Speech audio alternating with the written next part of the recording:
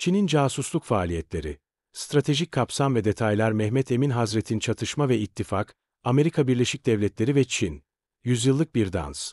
1900'dan 2024'e kadar bir asırlık ilişki kitabından bir bölüm. Çin, ekonomik ve teknolojik ilerlemesini hızlandırmak, ulusal güvenliğini güçlendirmek ve uluslararası düzende liderlik hedeflerine ulaşmak için casusluk faaliyetlerine büyük önem vermektedir. Bu faaliyetler, Batı'daki açıklıklardan yararlanarak hassas bilgileri ve yenilikçi teknolojileri ele geçirmeyi hedefler. Çin'in casusluk çabaları, siber saldırılar, akademik sızma, endüstriyel casusluk ve insan kaynaklı istihbarat gibi çeşitli yollarla sürdürülmektedir. 1. Teknolojik casusluk. Hedeflenen sektörler ve stratejiler. Çin, teknolojik üstünlüğü elde etmek için batılı ülkelerdeki kritik sektörlere odaklanmaktadır.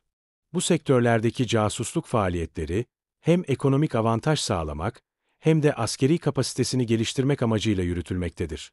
Yapay zeka, AI, otonom araçlar, yüz tanıma sistemleri ve askeri AI projelerinde liderlik hedeflenmektedir.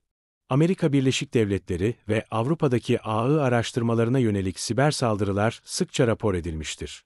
Yarı iletkenler, küresel çip üretiminde bağımlılığı azaltmak için Amerika Birleşik Devletleri ve Tayvan merkezli şirketler hedef alınmaktadır.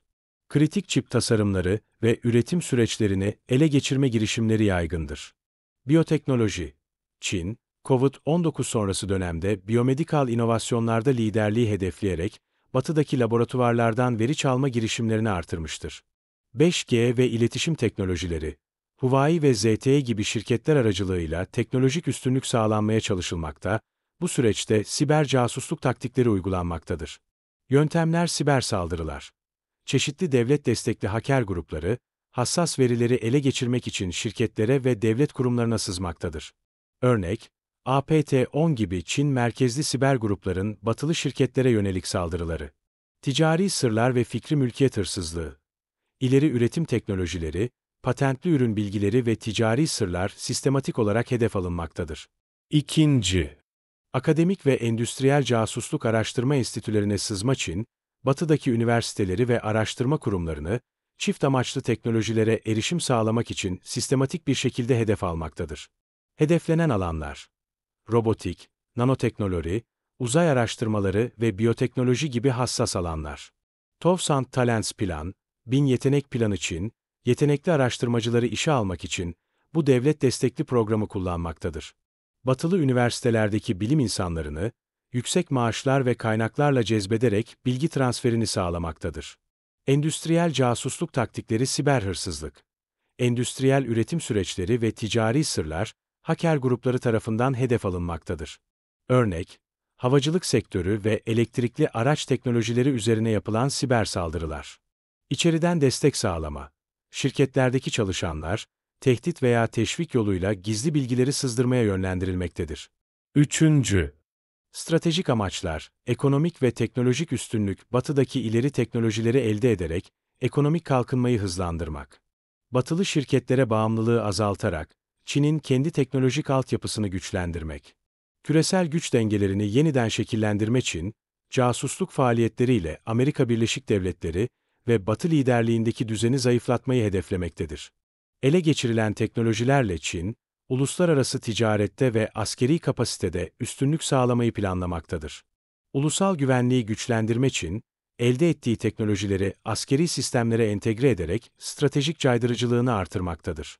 Yapay zeka ve siber yetenekler, gelecekteki savaş senaryolarında avantaj sağlamak için kullanılmaktadır. 4. Çin'in casusluk faaliyetlerine karşı alınabilecek önlemler. Batılı ülkeler, Çin'in casusluk faaliyetlerine karşı koymak için kapsamlı ve çok yönlü stratejiler geliştirmelidir. Siber güvenlik yatırımları, hassas verilere erişimi korumak için gelişmiş güvenlik protokolleri uygulanmalıdır. Araştırma ortaklıklarının denetimi, yabancı araştırmacılar ve finansman programları, daha sıkı kontrol mekanizmaları ile denetlenmelidir. Uluslararası işbirliği, demokratik ülkeler arasında bilgi paylaşımı ve casusluk faaliyetlerine yönelik ortak savunma mekanizmaları oluşturulmalıdır. Fikri mülkiyetin korunması, patent yasalarının uygulanması ve uluslararası anlaşmaların güçlendirilmesi gerekmektedir. Hassas sektörlerde risk yönetimi, kritik öneme sahip sektörlerde çalışanların güvenlik eğitimleri artırılmalıdır. Amerika Birleşik Devletleri'nin Çin casusluğuna karşı aldığı önlemler. Stratejik yaklaşımlar ve uygulamalar, Çin'in casusluk faaliyetlerine karşı Amerika Birleşik Devletleri, ulusal güvenliğini ve ekonomik çıkarlarını korumak amacıyla kapsamlı bir dizi önlem almıştır. Bu önlemler, teknolojik altyapıdan diplomatik işbirliğine kadar geniş bir yelpazeye yayılmaktadır. 1. Gelişmiş güvenlik protokolleri Amerika Birleşik Devletleri, hassas bilgi ve teknolojilere yönelik casusluk girişimlerini önlemek için güvenlik protokollerini sıkılaştırmıştır. Yabancı uyrukluların daha sıkı denetlenmesi vize kısıtlamaları. Hassas teknolojiler üzerinde çalışan Çinli araştırmacılara yönelik vize kısıtlamaları getirilmiştir.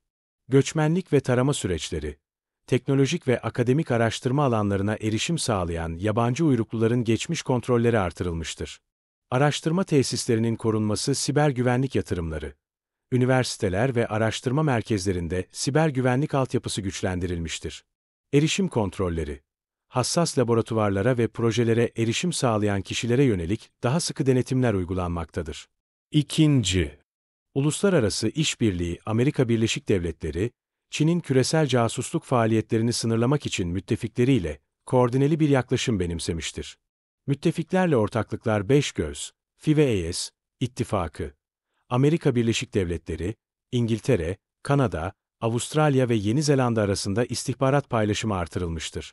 Kritik sektörlerde işbirliği, telekomünikasyon, yarı iletkenler ve temiz enerji gibi sektörlerde Çin etkisini sınırlamak için uluslararası işbirlikleri kurulmuştur. Küresel istihbarat paylaşımı, casusluk faaliyetlerinin izlenmesi, Çin'in casusluk taktiklerine dair bilgi paylaşımı, müttefik ülkelerin savunma kapasitelerini artırmıştır. Uluslararası operasyonlar, Çin'in siber saldırılarına ve fikri mülkiyet hırsızlıklarına karşı ortak operasyonlar düzenlenmiştir. 3. Kurumsal güvenlik önlemleri Amerika Birleşik Devletleri, özel sektörün güvenlik farkındalığını artırarak Çin'in endüstriyel casusluk faaliyetlerine karşı direnç geliştirmeyi hedeflemektedir. Özel sektör duyarlılığı, eğitim ve bilgilendirme kampanyaları, ticari sırların korunması konusunda şirketlere yönelik farkındalık kampanyaları düzenlenmektedir. Güvenlik standartları, hassas sektörlerde faaliyet gösteren şirketlere, ulusal güvenlik standartlarına uygun güvenlik protokolleri uygulama zorunluluğu getirilmiştir. Hukuki ve mali önlemler, hukuki işlemler. Fikri mülkiyet hırsızlığına karışan Çinli bireyler ve kuruluşlar, Amerika Birleşik Devletleri mahkemelerinde dava edilmiştir. Yaptırımlar. Çin'in casusluk faaliyetlerine destek veren şirketler ve bireyler, ticari yaptırımlara tabi tutulmaktadır. 4. Teknolojik ve ekonomik önlemler Amerika Birleşik Devletleri, Çin'in teknoloji ve ekonomi alanındaki nüfuzunu sınırlamak için ileri teknolojilerde liderliği güçlendirmeye yönelik girişimlerde bulunmaktadır. 5G ve telekomünikasyon güvenliği Huawei ve ZTE kısıtlamalar. Amerika Birleşik Devletleri, Huawei ve ZTE'nin Amerika Birleşik Devletleri'nde faaliyetlerini sınırlamış ve müttefiklerini bu şirketlerin altyapı projelerinden uzak durmaya teşvik etmiştir.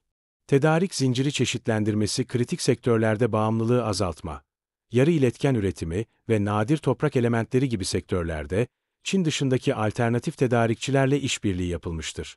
5. Siber güvenlik ve istihbarat faaliyetleri Amerika Birleşik Devletleri, Çin kaynaklı siber tehditlere karşı kapsamlı bir savunma hattı geliştirmiştir. Ulusal siber güvenlik girişimleri siber komutanlık, Cybercommand Çin'in, devlet destekli siber saldırılarına karşı Amerika Birleşik Devletleri'nin siber savunma kapasitesini artırmak için birim güçlendirilmiştir.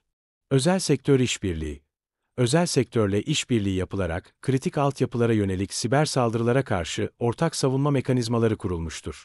Amerika Birleşik Devletleri hükümetinin Çin'in casusluk tehditlerine karşı ek önlemleri Çin'in giderek karmaşıklaşan casusluk faaliyetlerine yanıt olarak, Amerika Birleşik Devletleri hükümeti fikri mülkiyetin korunması, akademik ve endüstriyel hassasiyetlerin artırılması ve uluslararası ortaklıklarla kolektif savunma mekanizmaları geliştirilmesi yönünde çeşitli önlemler almıştır. Bu önlemler, Amerika Birleşik Devletleri'nin ulusal güvenliğini ve küresel liderliğini sürdürme çabalarının temel unsurlarını oluşturur. 1.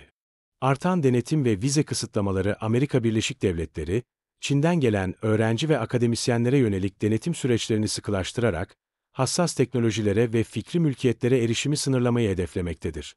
Hedeflenen gruplar, hassas alanlar, mühendislik, yapay zeka, bilgisayar bilimi, biyomedikal araştırma gibi stratejik öneme sahip disiplinlerde çalışan veya eğitim alan bireyler.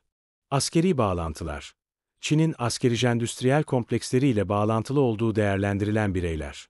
Uygulanan prosedürler, kapsamlı güvenlik taramaları, Çin istihbaratı veya askeri kurumları ile bağlantılı olma ihtimali bulunan bireylerin geçmişleri detaylı şekilde incelenmektedir. Vize kısıtlamaları. Çinli başvuru sahiplerinin vize süreleri sınırlandırılmış ve bazı hassas alanlara erişim kısıtlanmıştır. Amaç, yüksek risk taşıyan bireylerin Amerika Birleşik Devletleri'nin teknolojik altyapısına ve entelektüel varlıklarına erişimini sınırlandırmak.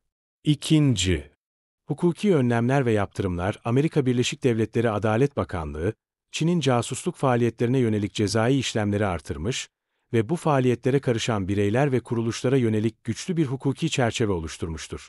Ana uygulamalar, yaptırımlar, siber saldırılar, fikri mülkiyet hırsızlığı ve izinsiz teknoloji transferi faaliyetlerine karışan Çinli firmalara ve akademik kurumlara yaptırımlar uygulanmıştır.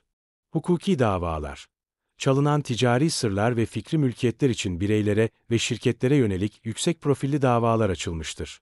Amaç, casusluk faaliyetlerini caydırmak ve Çin'in ileri Amerikan teknolojilerine erişimini sınırlamak. Üçüncü, akademide güvenlik önlemlerini güçlendirme. Amerika Birleşik Devletleri üniversiteleri ve araştırma merkezleri, federal fonlarla desteklenen hassas projelerin korunması için güvenlik önlemlerini artırmıştır. Yeni politikalar, yabancı fon kaynaklarının açıklanması, Çinli kuruluşlarla işbirliği yapan akademisyenler ve araştırma merkezleri, tüm yabancı finansman kaynaklarını beyan etmek zorundadır. Yabancı araştırmacılarla ortaklık, akademik işbirliği süreçleri sıkılaştırılarak, hassas araştırmalara yönelik erişim kontrol altına alınmıştır. Ek güvenlik yatırımları, siber güvenlik, üniversiteler, hassas araştırmaları korumak için siber güvenlik altyapısına yönelik büyük yatırımlar yapmaktadır.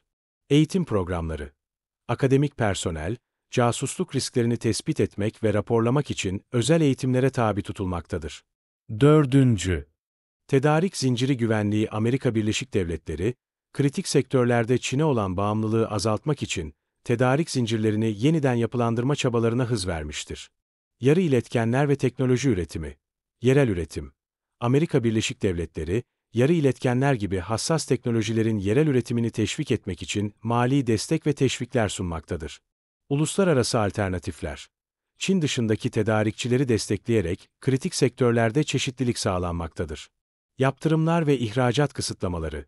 Çin'e yönelik ileri teknoloji ihracatı, özellikle yapay zeka ve askeri donanımda kullanılabilecek ürünlerde sıkı denetim altına alınmıştır.